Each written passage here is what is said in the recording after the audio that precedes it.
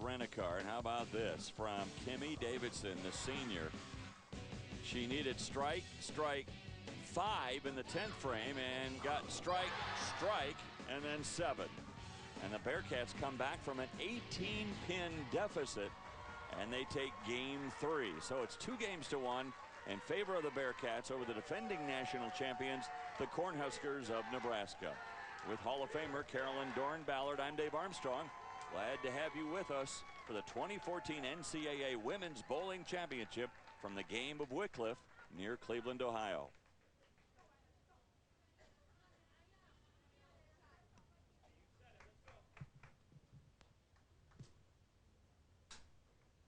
So we begin game 4. Looks like an adjustment in the starting lineup here.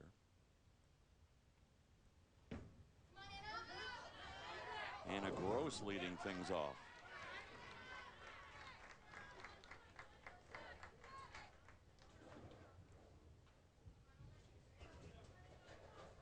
So interesting for Brad Hagan to make an adjustment in his lineup, bringing Anna Gross in to lead things off instead of Kua, who has missed a couple single pin pairs. Maybe take some of the pressure off the freshman. Very interesting. Anna's been very consistent. She's been hitting the pocket. She's been making her spares. Could change the whole philosophy of the mental aspect of the of how, you know, she comes off the lane, pumps somebody up, because when you are missing a few of those spares, you do tend to get down, and you have to rely on your team to pick you back up.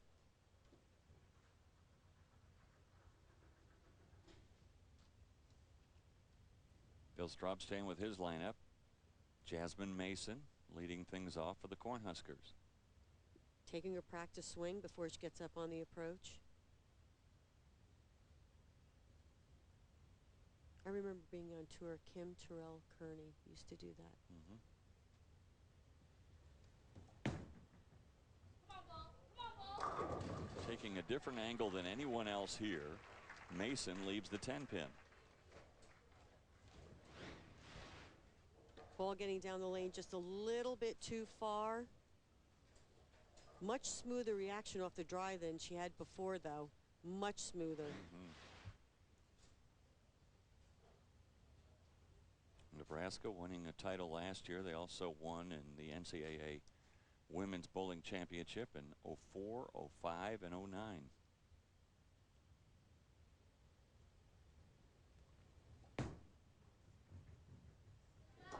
And amazingly, this is their 11th straight NCAA championship.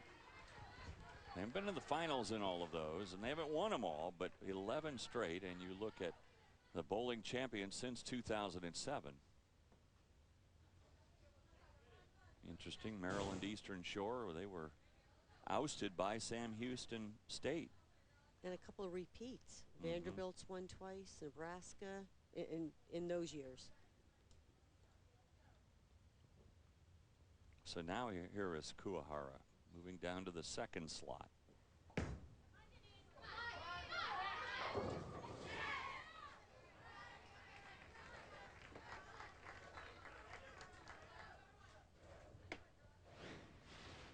Good shot. It's not as if she hasn't been out of the pocket. Coming in a little light once again. Maybe just a little bit of a ball speed adjustment there to get that ball to roll up a little bit sooner. She needs to just concentrate on making the spare. And this is right-handers go, one of the easier spares that you can look at, a 7-pin. But when you've missed 2 single-pin spares, they are all difficult. Yeah, and I'd be nervous.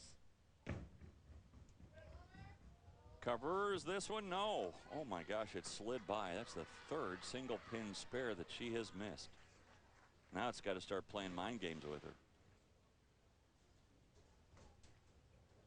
This right here, she is firm at the line. I think it's just mental now. Like I said, I'd be nervous. It would cross my mind, but you have to step back. If it does cross your mind, step back off the approach, get back into mental focus before you shoot that spare. You cannot afford open frames. And Ling goes through the nose. Leaves the 3-6-10.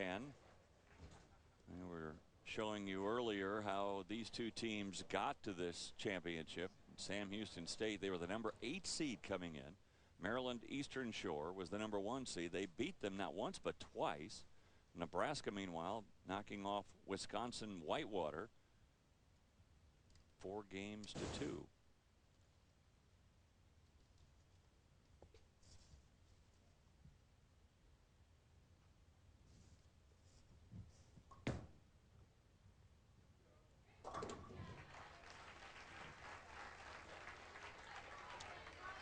So a spare for Ling in the second. Good cover on the 3-6-10. Not an easy spare. Never an easy spare when you leave more than one pin.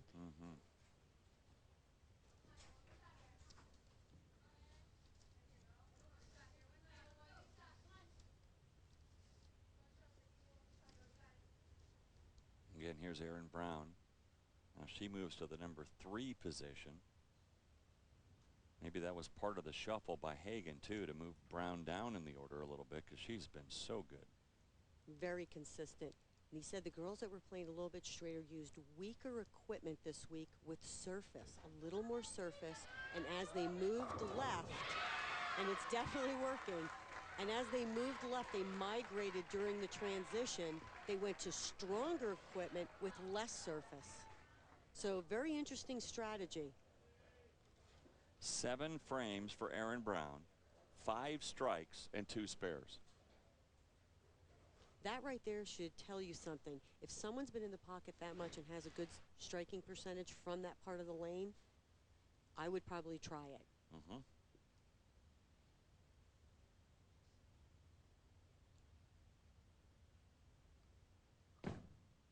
Here's Headley. Well, she's made a bit of an adjustment with back-to-back strikes for her. On this lane, it looks like she made the move to the right. Picked up her ball speed just a little bit. Give the ball a little bit more angle, and it has definitely worked.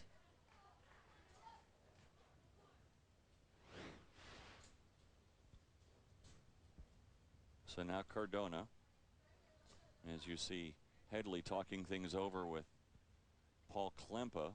Cardona's been unbelievably solid. 3 strikes in her last 3 frames. And one of the keys they're doing with their coach is something that we do with Team USA, is we go back and we tell the coach where we're standing, what we're looking at, and what we're doing to the ball so we can use that as feedback. Through the nose and leaving that 3-6-10.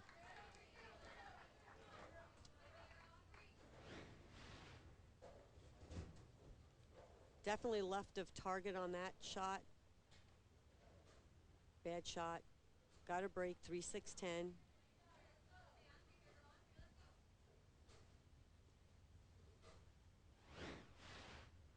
Such a relief after you throw one through the nose and you don't see a split staring you in the face.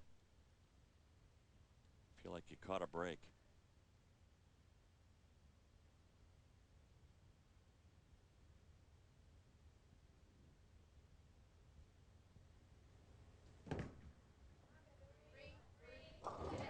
Good cover.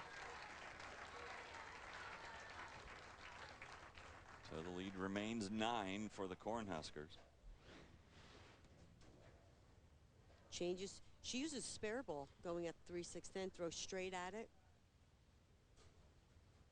Definitely 2 different philosophies on the teams, as you can see, to their coaching style. Where Sam Houston, they changed to a spare ball to shoot their spares. Nebraska likes to hook at their spares using their strike shot or flatten out their strike shot.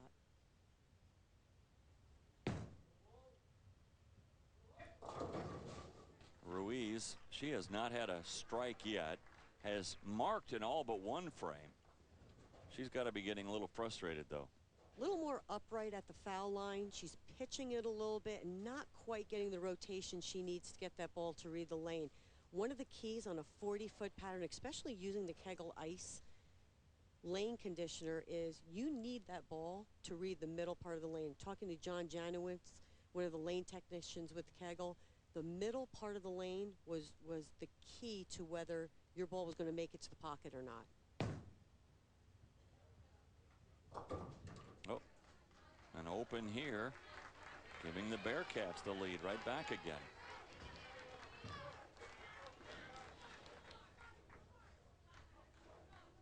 Just not quite getting there. And the 2-4-5, you're going to move off your strike shot a little bit to the right. And one of the keys we saw, especially on that right lane, is if If you get that ball too far to the right, remember it wasn't coming back to the pocket, so it did not get there. So this match seesaw is back and forth. Sam Houston State back in the lead.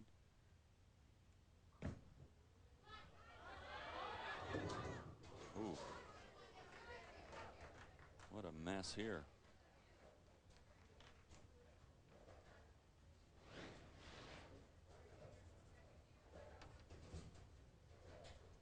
Way left. You could see she got that one out to the 2 board. Came in way light. Also, she looked like her foot slipped just a little bit at the foul line, so not a real good shot. She paid the penalty. Is this makeable? Anything is makeable. Now, are the odds high? No, but anything is makeable. See that pin almost come across the deck? So another open frame, the second open frame. Although this one off the split, tough shot. This is a tough one when you have the double wood, because if you hit too far to the right of the 3 pin, it's not going to take out the back pin. So that's a tough spare to make. I shouldn't even say I'm sorry. It's a tough split to make. So now Straub hoping his anchor, Liz Culkin.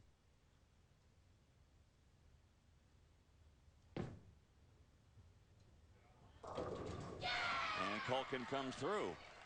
She mixes up a strike here. And so Nebraska with an 11-pin lead halfway through. An important game for them as they trail 2-1 in this match. But Nebraska leading here by 11.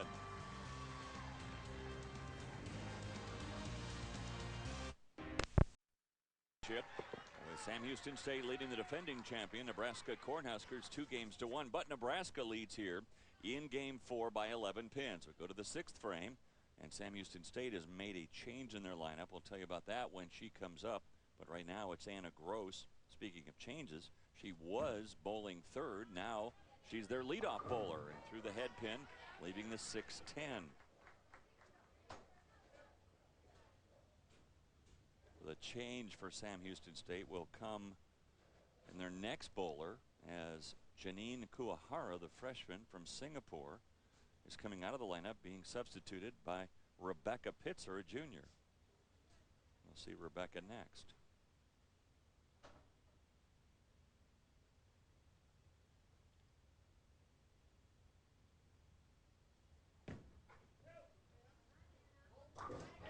And a spare for Anna Gross.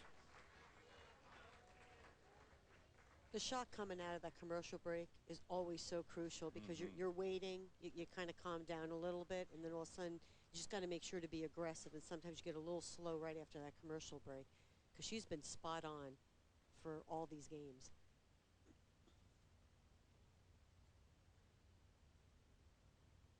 So here is Jasmine Mason.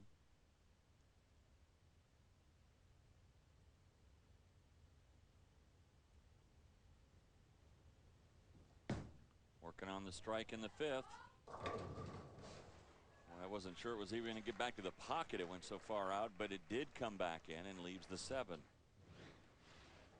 She's playing her own little zone here. Gets the ball way down lane.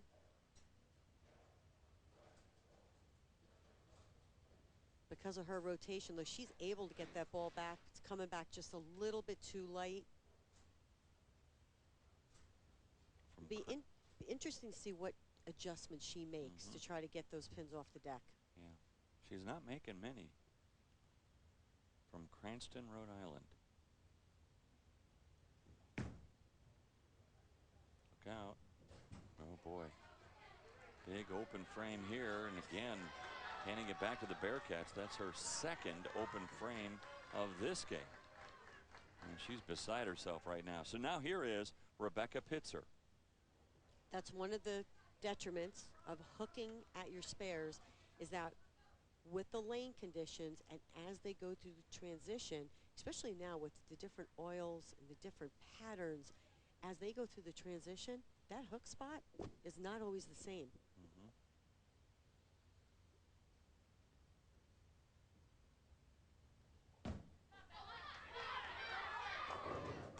Pitzer comes out of the bullpen And throws a solid ball right into the pocket, leaving the 10. How tough is that when you haven't had a chance to warm up again? You've been sitting over there watching 3 games. That was impressive because you're absolutely correct. You are sitting there. You haven't been able to throw a shot. You basically, the only thing you can do is swing your ball before you get up on the lane to try to get used to it. And she makes a great shot. And taking the place of Janine Kuahara, who missed not 1, not 2, but 3 single pin spares.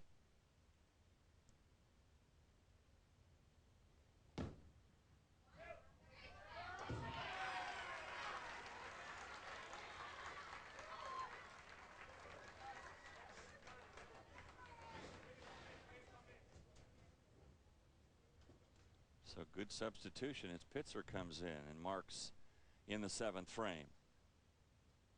And now back to Yan Ling. Big shots all tied up here.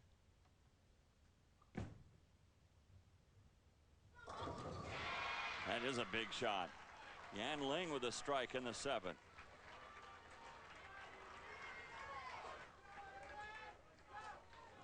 You look at where we are, all tied up at 93, but Nebraska has a strike in the 7th, and it's a spare in the 7th for the Bearcats. But now here comes someone who has been their MVP so far, in Erin Brown. 5 strikes for her in 7 frames. In the other 2 frames, she got a spare.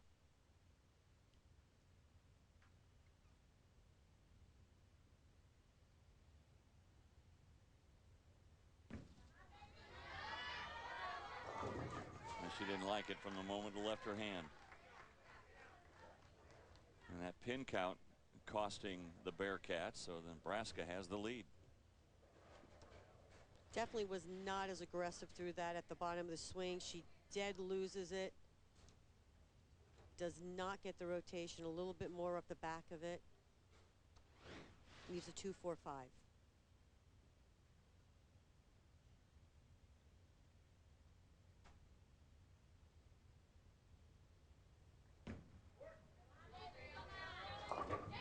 Okay. Almost clipped it, but able to come up with the spare and remain perfect so far tonight.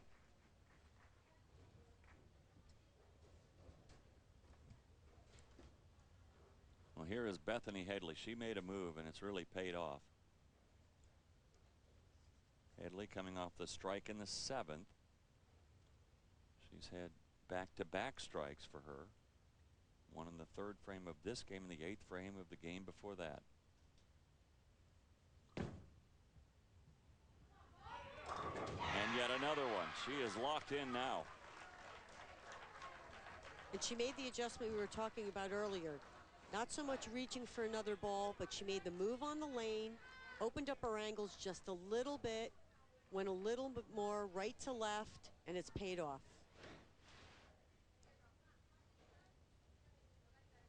Did I say right to left? I did mean left to right. I'm just catching myself. I mean, I always talk like a right-handed bowler, so I apologize to the left-handed bowlers out there. I am very sorry about that.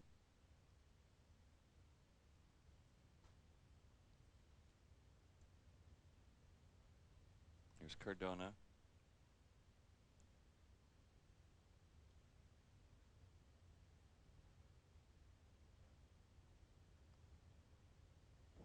Again, trying to set things up for Davidson, and does with another strike in the 9th. It's the 3rd time so far tonight she has had a strike in the 9th frame. She went high on the last shot, moved a little bit left, a little bit more direct. She's really good with her ball speed, and the ball is going to the left off the pin deck, not straight back. So her ball is going through the pins the right way, and that's why she's striking. And now Andrea Ruiz, who is looking for her 1st strike of the match.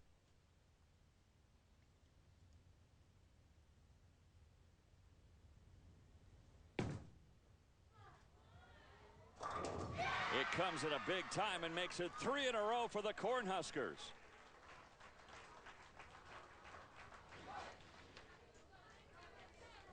Great shot.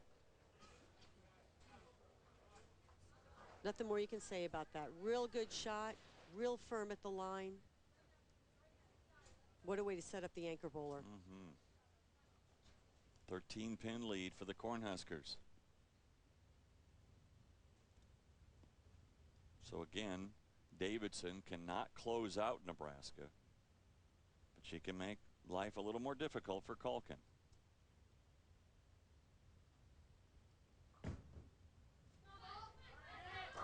And boy, has she come through in the 10th frame. Kimmy Davidson. She's used to this pressure, knows that she needs them all to give her team a chance to win. 190 possible for the Bearcats.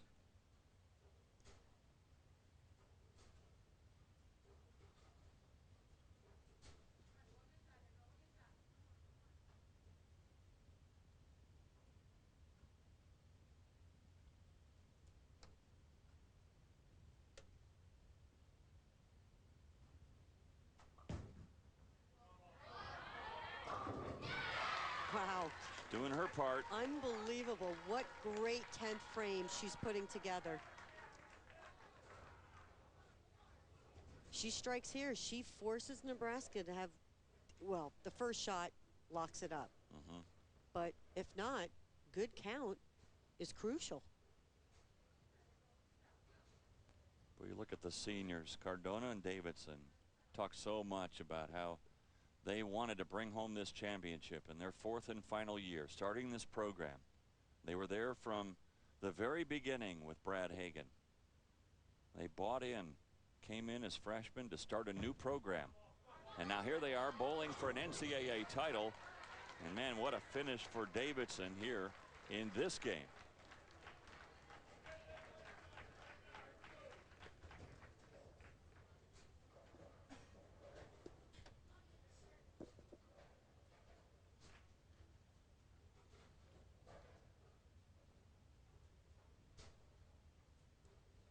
The ultimate shot is a strike, but 7 spare strike is a winner.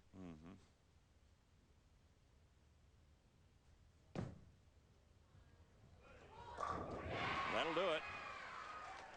What a finish for Nebraska to this game. Starting in the 7th frame, strikes in the 7th, 8th, 9th, and 1 here in the 10th. And that'll do it. So now we're from a best of 7 down to a best of 3. 2 games apiece.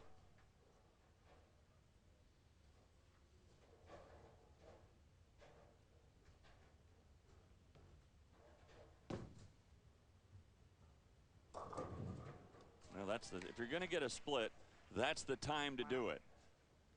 Boy, it's a good thing that didn't come on the first ball. If it had, that would have been disaster for the Huskers. But that strike with the first ball in the 10th frame wrapped things up for Nebraska, and they come back to win game 4 and even this match at 2 games apiece.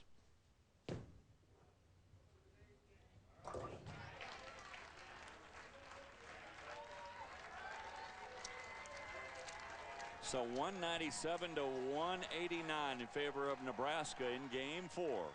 So guess what, folks? We're all evened up. 2 games apiece. We're down to a best of 3 series now. First one to 4 wins the NCAA Women's Bowling Championship.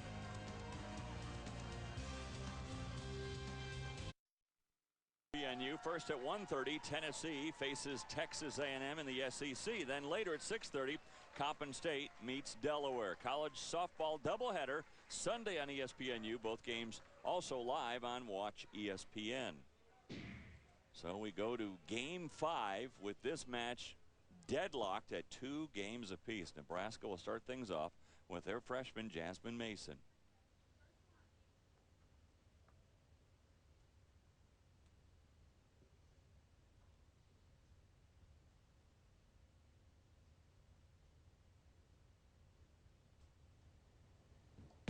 Nebraska has stayed with their same lineup throughout, and it pays off here as Mason starts things off with a strike. Meanwhile, Sam Houston State, they've made a bit of an adjustment in game 4. Good shot, not getting it as far right down the lane. Ball laying off the pocket, but blowing the pins. Look at this, she blows the 4-5-7 to the left. I've seen that before in my lifetime.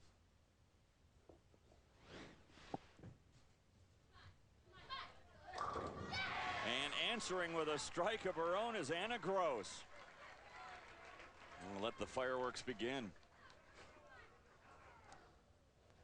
I think both teams starting to get accustomed to the lights, to the pressure, to the surroundings. Coming out and bowling their best here to start things off in game 5. And Anna really has not changed where she's been playing the lanes, just increased her ball speed just a little bit to be able to stay where she wants. And I'll tell you, both teams very aggressive. Ann Ling right through the nose, and she leaves the split.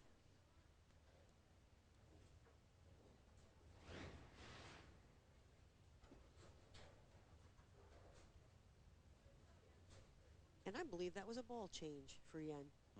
Ball change. Pay the ultimate price on that. You know, every time you change balls, you want to hope that you're going to throw good and get a little bit of a break to try to get a read. So make it a little bit easier having the 9-pin there. Once again, everything is spareable. I think it's more about the 6-pin getting over to the left. But a lot of times when you do that, you leave the 9-pin. So another tough split to make. So now here is Rebecca Pitzer, who came out of the bullpen in the last game. And Pitzer wound up with a spare, and she threw a ball right into the pocket and left a 1-pin spare, which she converted.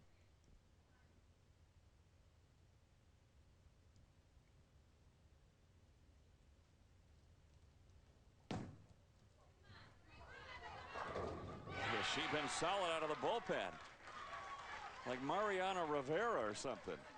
Great shot. She's able to line up off of her leadoff bowler, which is fantastic.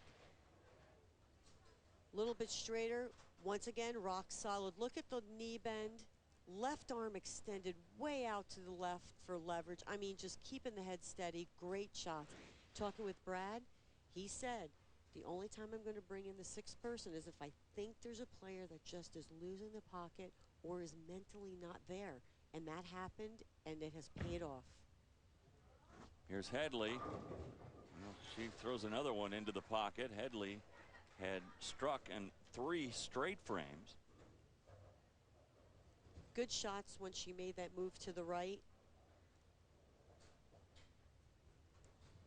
Much better angle to the pocket. And her carry percentage increased.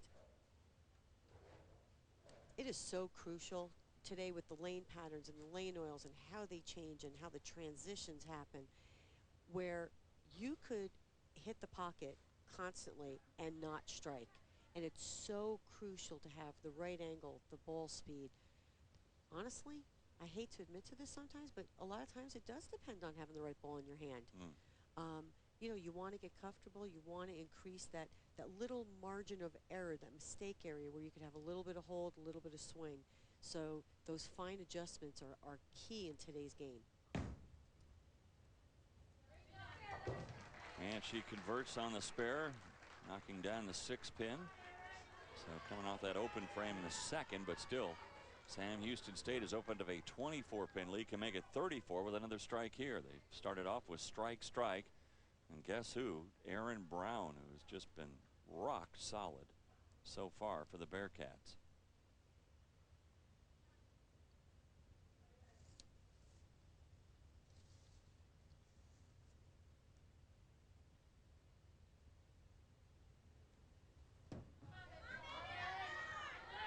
Another one right in the pocket. My goodness, has she been great. Unbelievable, just right on spot. She is in the zone, as they like to say. Playing up that 8 board, I mean, just rolling it right off her hand. Not much axis rotation, but she's got such good ball roll because she's so clean out of it. Ball's driving right through the pins the right way. And now you wonder if Ruiz has found something after not striking at all in game 1, game 2, game 3, and in the 4th frame of game 4. She had a strike with her last ball and then another one here. Good solid shot. Much happier with that reaction. But a chance for now Nebraska Cardona to really open up a huge lead here for Sam Houston State. They already lead by 34. Starting this game with 3 straight strikes. Seems like the moves on the lanes for the girls are going a little bit straighter through the front and more direct to the pocket. And another one. Sam Houston State locked in here in game 5. They liked this right lane from game 1. And like I said, the girls are going a little bit straighter. It seems like the moves are just a little bit more basic with increased ball speed, or maybe that 2-board with your feet to the left adjustment, 1 with your eyes. Just keep the angles the same, increase the ball speed, and they are allowed to stay in that same part of the lane. A 44-pin lead. Well, Liz Culkin helps out with a double here, working off the strike from Ruiz in the 4th. And that reduces the lead to 34. Good shot, not getting the ball so far right. The shot now has just opened up between that, anywhere from that 12 to, well, I want to say 12 to 18 area, but as we know, Jasmine's way left of that. And the girls who are playing right are able to go 12 to 8, 13 to 7, 8. So 2 different places to play, 2 ways to attack them. Actually 3, but Jasmine's kind of the only one that's really that far left. Yeah, for a righty, she's playing her own game. Absolutely. And a little light this time for Davidson. But what a string. 4 straight strikes for the Bearcats to open up game 5.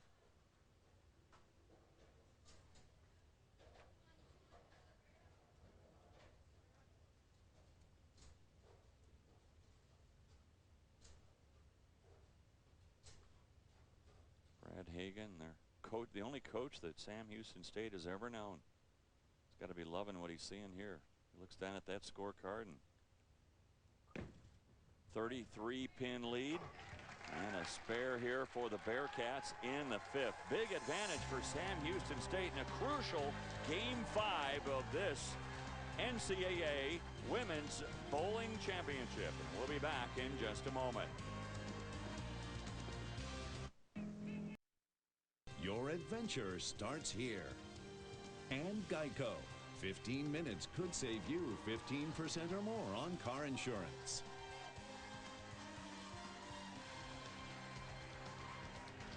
We welcome you back to the game of Wycliffe, a beautiful suburb just to the north and east of Cleveland, Ohio, for the 2014 NCAA Women's Bowling Championship.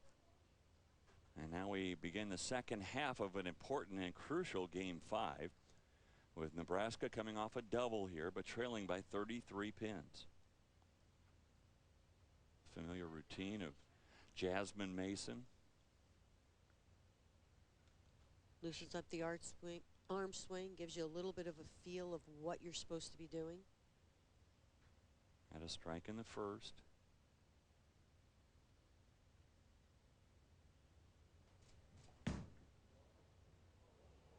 That one never came back.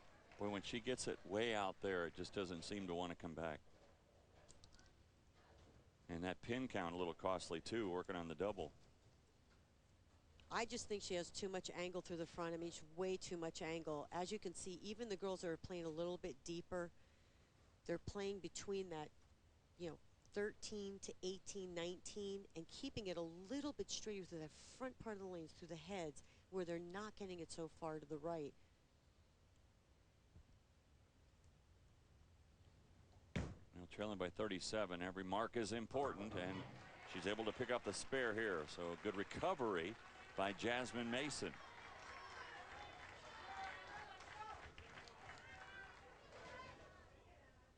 But now here is Anna Gross, who started off this game 5 with a strike, and then it was followed by strikes in the second, third, and fourth frames. Boy,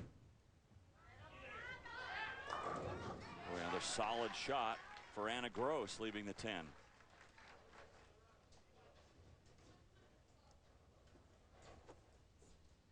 Got this one a little bit in.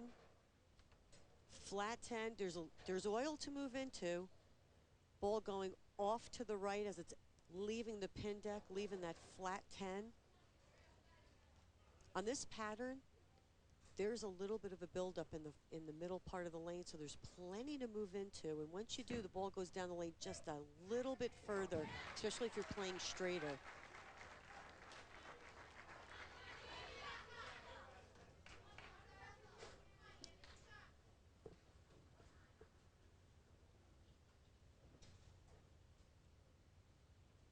So far, each team has won when bowling on the right lane. Although in game 3, the Bearcats had to come back from 18 down to win. Well, they just keep falling, and now just the 2-pin stands.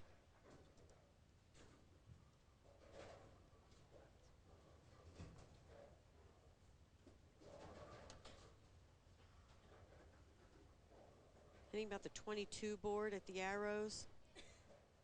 Didn't quite get around that one the way she has been. Got a break, left the 2-pin. I think on this left lane, they just are a little bit too deep in that front part of the lane, getting a little bit too far right. And it seems on the right lane, you're able to just square up to it a little bit more. I mean, if I had my choice, I think I would like the right lane a little bit better. For people that do want to go around it a little bit and get it to the right, it seems like the left lane is a little bit better. And now Rebecca Pitzer, she's again come out of the bullpen and just been terrific. Striking a spare in her 2 frames.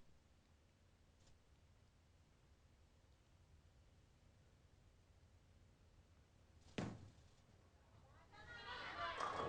another strike. Well, you talk about a lineup change that's really paid off for the Bearcats.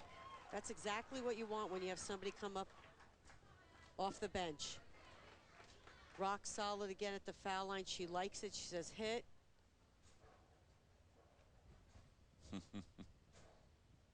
What a great feeling. Ball going straight back. See how the ball goes off the deck and goes a little bit further straight back when it hits the pins? That's when they're carrying out the 10-pin. I'm still amazed. I mean, you sit and you watch for an hour or so. You don't get any warm-ups to come out of the bullpen. Not like they let you go out and do some warm-up tosses. You just came in cold. Be able to do what she's done, amazing. And another solid shot for Bethany Headley.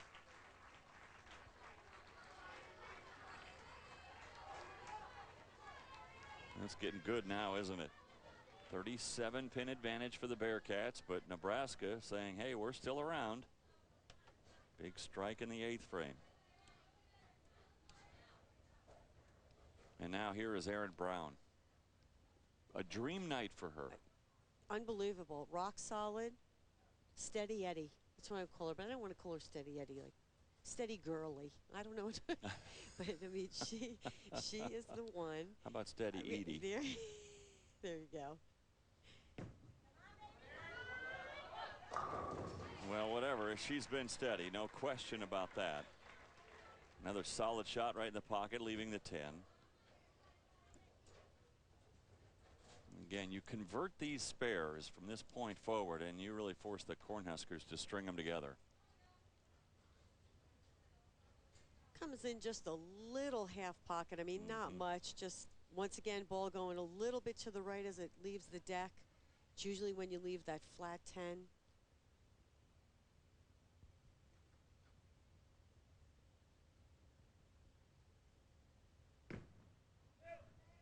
Hang on. Nope. Her first open frame. And an open opportunity for the Cornhuskers coming off a strike in the 8th.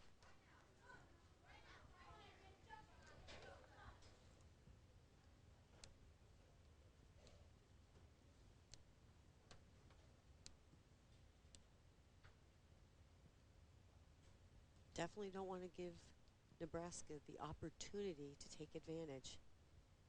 Ruiz, after not striking in the first 3 games, has strikes in each of her last 2 frames. Needs one here. Oh, good shot.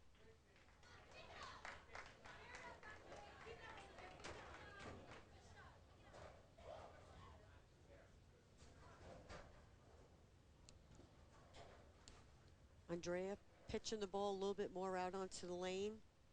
Gets it down the lanes. It gets really good ball motion to the pocket. She's really come on the last 5 or 6 shots as she's been on the lane. She's made some good adjustments. Just going down the lane a little bit too long. Can't kick out the 10.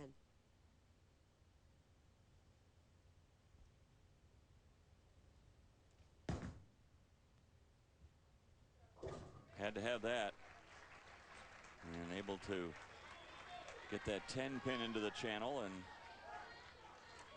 but still a big uphill climb for Liz Culkin and the Cornhuskers, depending on what Cardona and Davidson do for Sam Houston State. And again, Cardona has just been rock solid of late.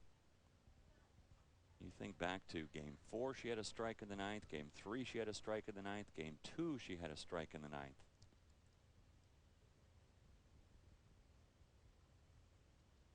A mark here would be huge for Sam Houston State.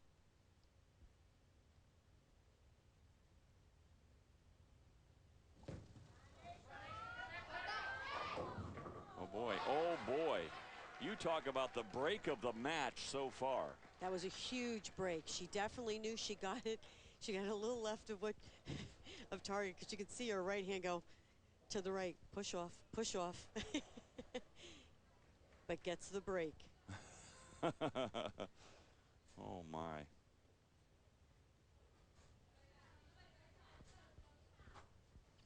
Boy, she knows she dodged a big bullet there.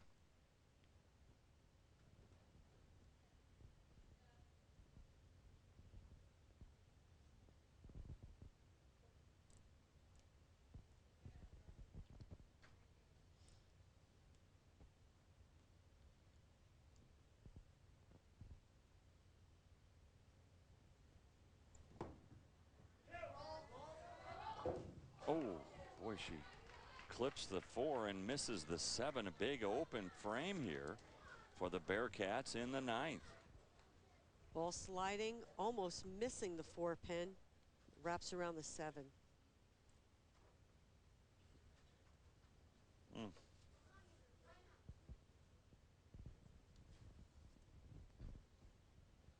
A programming note that currently college baseball is moved over to ESPN News. If you're interested in watching baseball from the Pac-12, UCLA and Arizona, it's on ESPN News right now.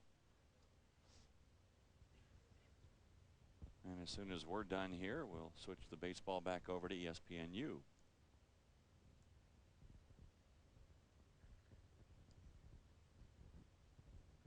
Must strike situation to put the pressure on. There it is.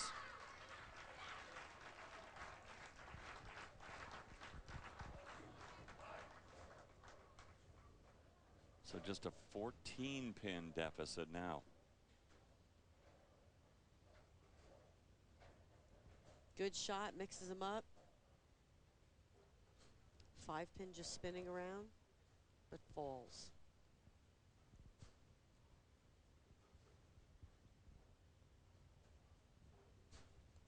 Another strike here would force Davidson to mark.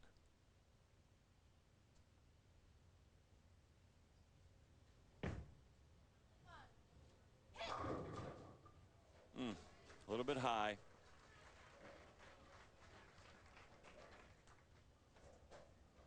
Real good shot. Pin came over. That pin looked like it was coming across to hit out the 4, and a pin knocked into it to stop it. So now Davidson needs just 7 pins to pick up the win for Sam Houston State. And Cardona is the one who's feeling a great sense of relief right now after having that open in the 9th.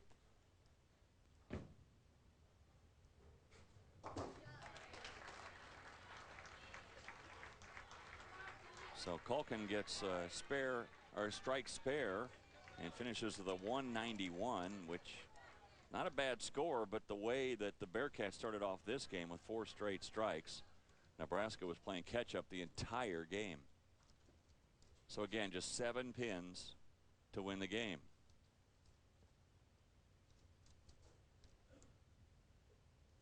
And she has 2 balls to do it. I'm feeling comfortable. Yeah. And that'll do it. Oh, and she gets the tap.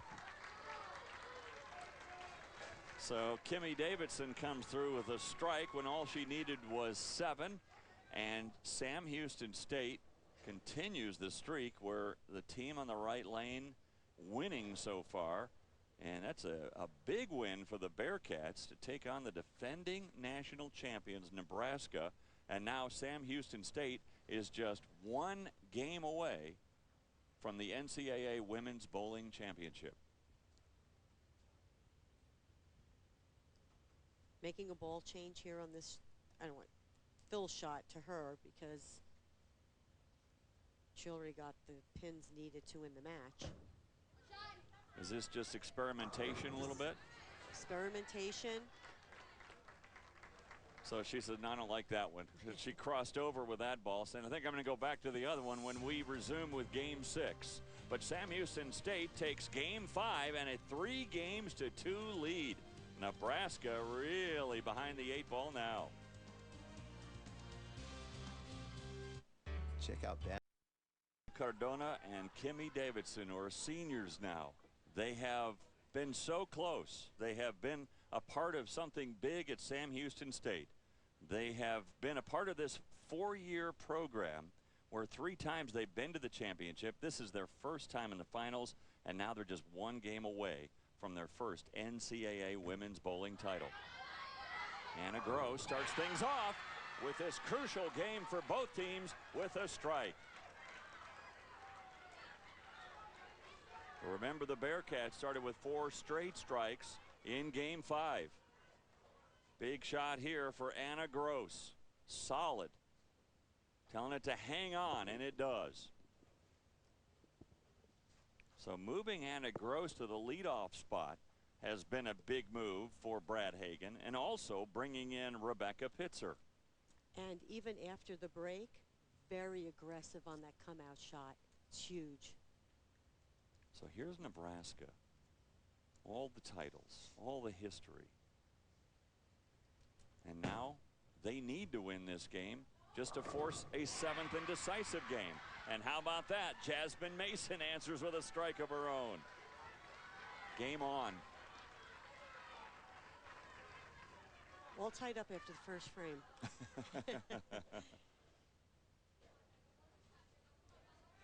Good shot. My gosh, she got that one. She got that one all the way out to the 7 board. Definitely has a higher axis rotation, so she is allowed to get away with that, but has been inconsistent. But on that shot, it paid off. Pitzer gets them to mix around, but leaves the 7.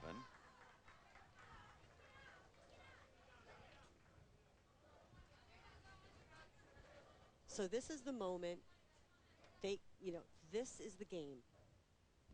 They can win it all for the first time. Unbelievably, the palpitations of the heart right now that I can't even imagine. Well, for both teams now, too. I mean, absolutely. Because Nebraska feels it. They have to win this game to force a game 7. For a totally different reason. Absolutely. And this is what collegiate bowling's all about. Baker format, once again, we've talked about it throughout the night. It's 2 shots. This is it.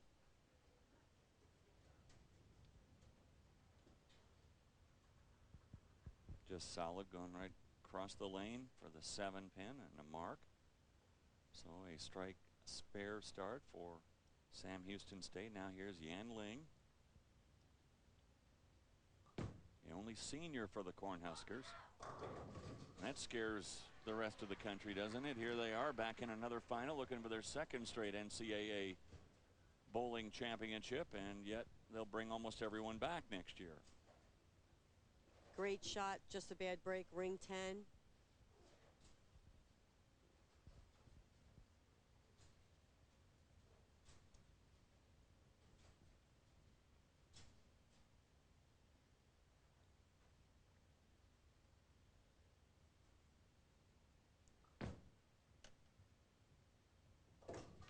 Okay. So identical starts for these two teams to game number 6.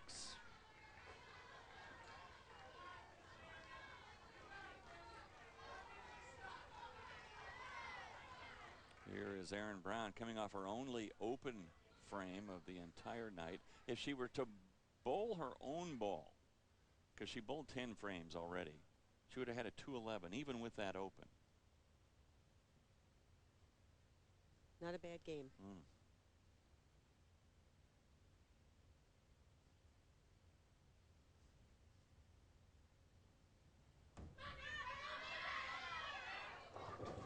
She knew it was light from the time it left her hand and comes out with a 2-5. She did. She was waving it on. She actually looked like she threw that one a little bit harder. I know sometimes that's hard to see, but you know, adrenaline pumping here, just that little bit pushes the ball a little bit further down the lane. She'll change balls to make the spare.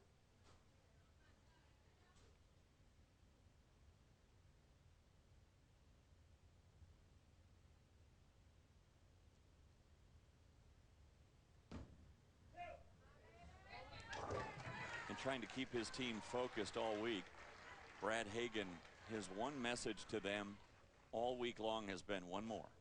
One more. And that's exactly what they need right now, is one more.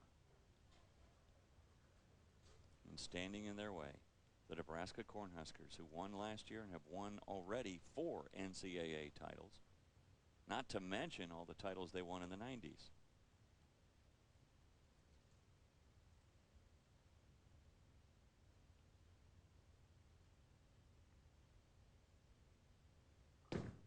Bethany Headley.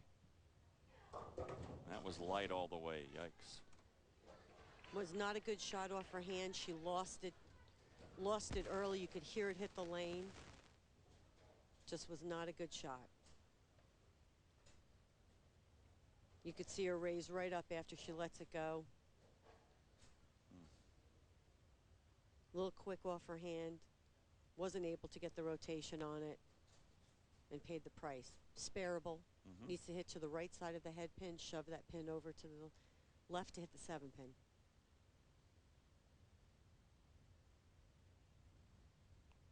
Talking to herself as she gets ready for this shot. And didn't get it quite far enough to the right. And an open frame for Nebraska here in the 3rd.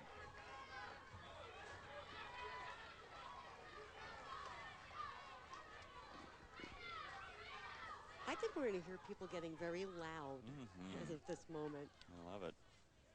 Cardona again. It's interesting. I'm talking to Cardona and Davidson, the 2 seniors, how badly they want this. I mean, 4 years they've been with this startup program and the great success in those 4 years. But then to cap it off with a championship, how good would that feel?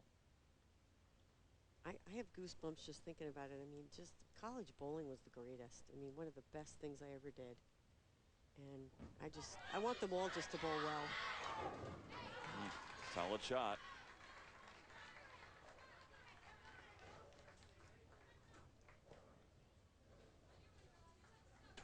Pin lead for the Bearcats. Keep this in mind, though. No team has won on the left lane so far in this match.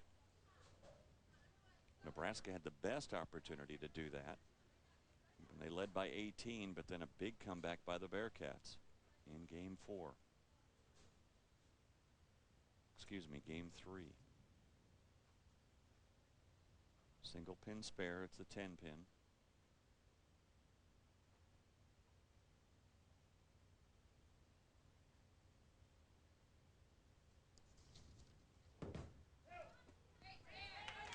Got it.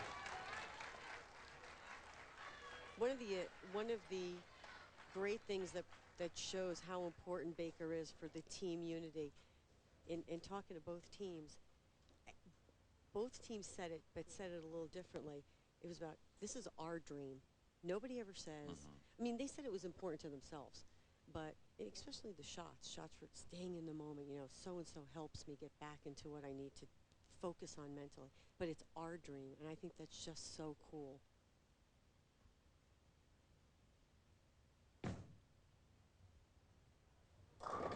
crossing over and leading the 6-pin. I think one of the biggest misnomers in sports is when you take a team like Sam Houston State.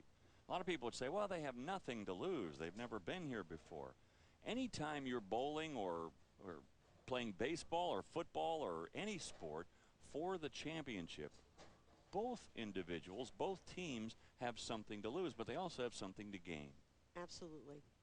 When you're competitive, no matter who you are, whether you're the coach or the player, when you're competitive, you have to think like that. Oh, boy, a big mistake for Ruiz here.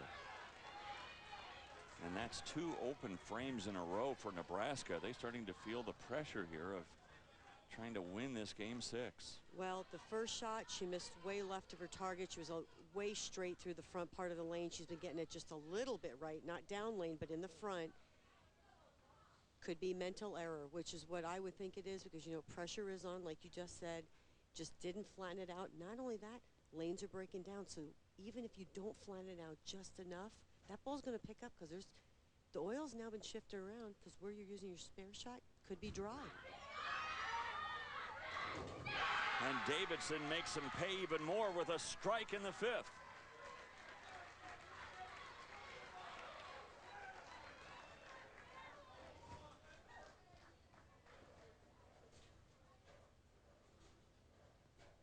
Well, you can't ask for anything more than that. Great shot. 23-pin lead for the Bearcats. Again, if they win this game, they win the NCAA Women's Bowling Championship. Their first one ever. In fact, first Division I NCAA championship for Sam Houston State. And Liz Culkin, the All-American, says, hold on a second. We're not done quite yet. She answers with a strike of her own in the 5th. So Nebraska trying to hang in there. Sam Houston State trying to wrap it up. And they have a 23-pin lead at the halfway point of crucial Game 6.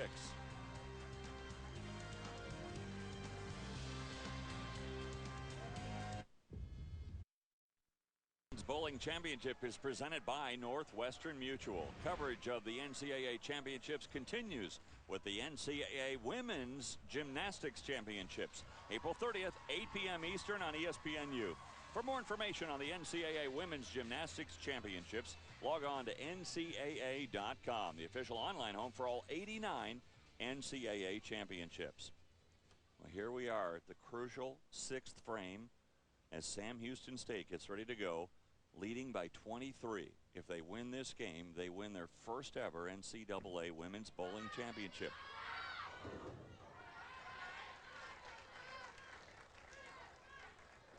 Anna Gross, big change for Sam Houston State as she moved from the number 3 spot to the leadoff spot. And that also allowed Rebecca Pitzer to come in to the lineup, and Pitzer has been spot on in the number 2 position. It also moved Aaron Brown from 2 to 3, and these changes are paying off for the Bearcats. She got that ball in just a little bit. There is, like I said, 40-foot pattern. There's oil to the left. Ball didn't finish, but she made the spare.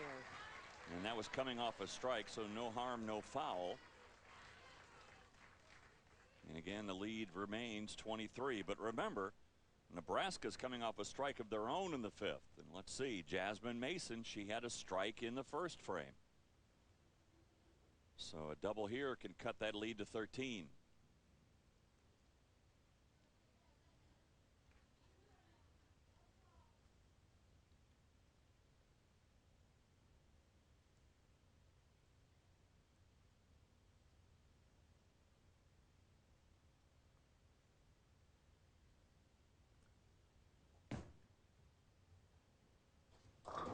Crossed over and left the 6-10.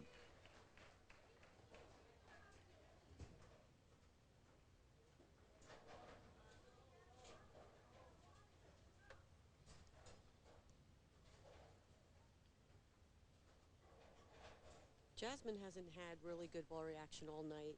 She's had some good shots. Not saying she hasn't really even thrown it well. I just think the part of the lane she's in is so tricky because nobody's in there. And because of her axis rotation, her ball wants to break more sharp on the back end. So she's fighting a lot of battles, where she's playing, how she's playing the lanes, how she's throwing it, and unfortunately never looked very comfortable. So the lead remains 23 for the Bearcats, and now here is the aforementioned Rebecca Pitzer. Again, if you're looking for college baseball, it's on ESPN News right now. And we'll move that baseball game over here to ESPNU at the conclusion of this match.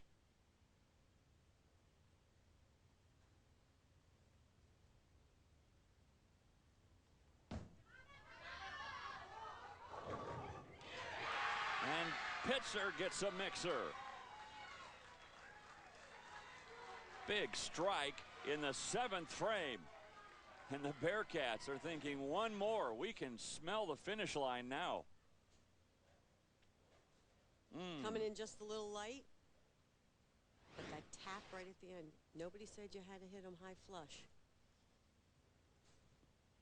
Adds to more pressure for Yan Ling.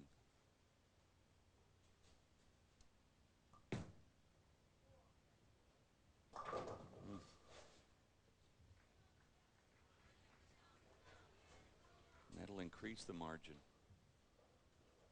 Lead is now 26.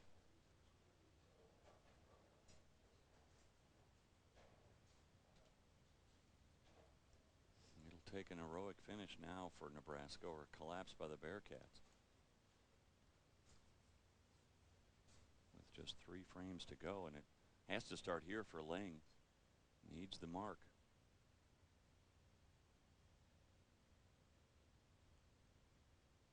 This could be the final ball she throws as a collegiate bowler.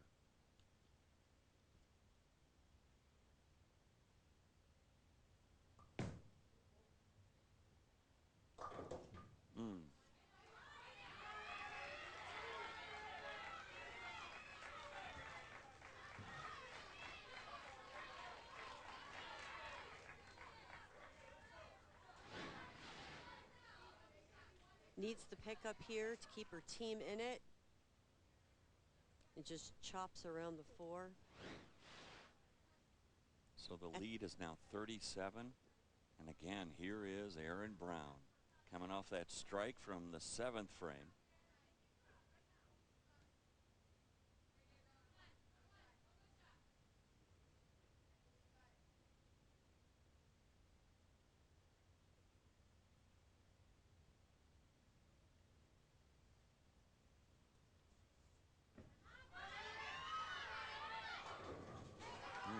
Solid shot, leaving the 10. Good shot. They're doing the right thing, keeping the ball in play. Another good execution.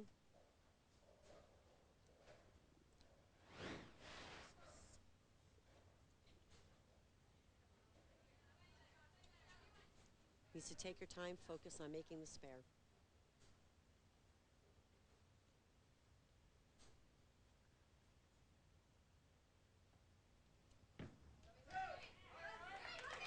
She does.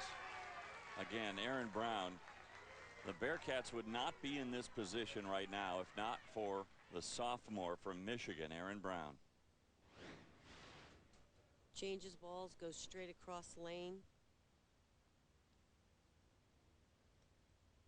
That's how I opt to do it. Take the lane out of play. I can just throw it the way I want. Straight ball.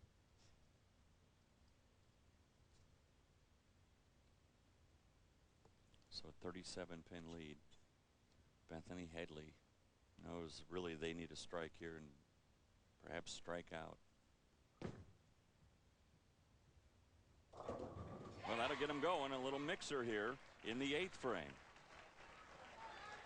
And Headley's saying, come on, we're not done yet. Let's go.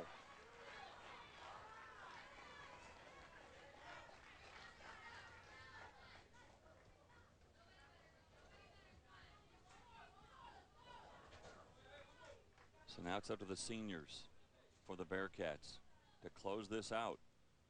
Neshka Cardona, Kimmy Davidson, the 2 seniors that were there with Brad Hagan to start this program 4 years ago.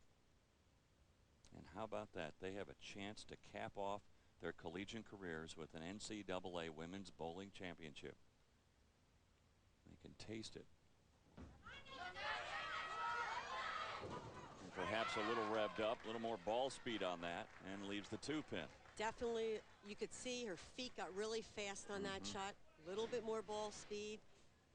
But she kept it on line and got the break and left the 2-pin.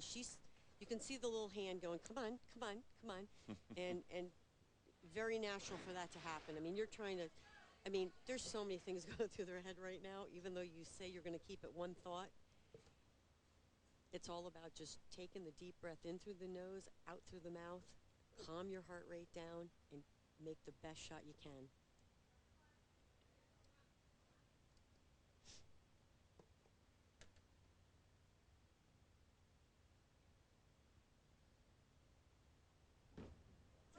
Important mark here. And that forces Nebraska to strike in the 9th frame just to stay alive.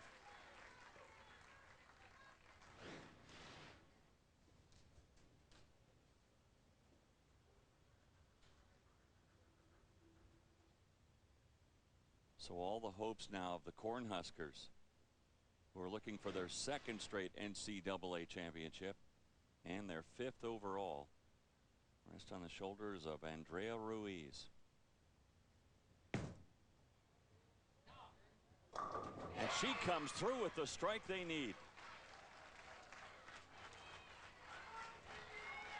Awesome gutsy shot right here. Much more firm, gets that ball just a little bit to the right like she didn't do in the earlier frame, and it paid off, and she threw it great. Terrific shot by Ruiz, but Culkin knows that if Kimmy Davidson comes up with a mark here in the 10th frame, there is nothing she could do. So if Davidson wants to close out the NCAA championship, she needs to mark here in the 10th frame, and Sam Houston State will win.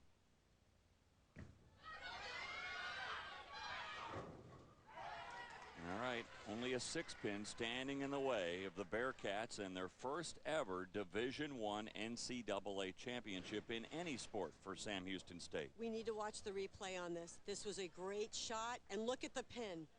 See all the pins go behind the 6-pin. Other than that, it would have been a light, well, pocket strike, I would think, but very odd that that 6-pin stood the way it did. So she needs this mark. And then 6 pins. Did she pull it? Oh. She pulled it just a little bit, and she knows it. She got away with one, but now she needs 6 pins to wrap it up. She fell off a little bit there at the line, but you know what? Once again, hey, nerves are coming into play. She still kept the ball in line, got it off her hand where she needed to. Coach pulling her aside right before she went to pick up her ball, probably giving her a few little positive thoughts, putting her in a good frame of mind to make this shot. Taking her time, and who can blame her?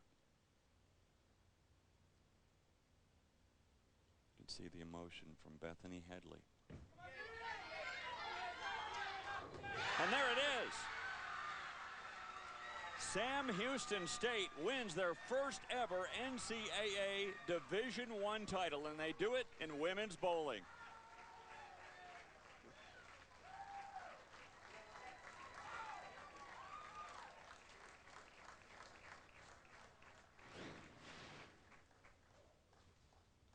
Look at this shot. Unbelievable. Last 3 games, she has had to throw good shots, and she did. How good does that feel? That is a memory that she'll take with her for the rest of her life.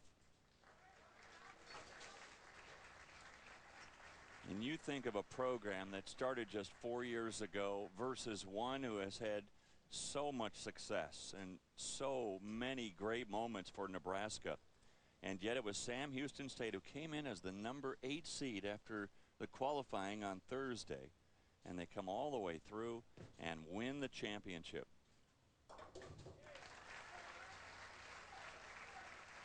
And you think of Bill Straub, who probably has a lot of things put in perspective here. You know, his team will finish second, but you think of the way he had to battle for his life back in January, and so many things are a blessing to him, including even this moment. I know it's disappointing to Nebraska, but when you put things in total perspective like he has in his life, and you think of Nebraska and their pride and what they've done, and I know the tears will come for the Cornhuskers, and they'll come as well for the Bearcats.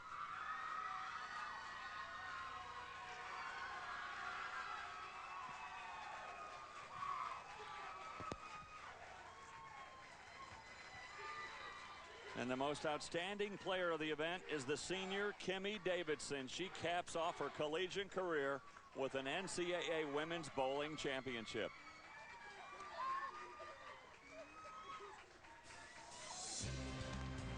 We'll be back to talk to the happy champions when we return to the game of Wycliffe near Cleveland, Ohio in just a moment.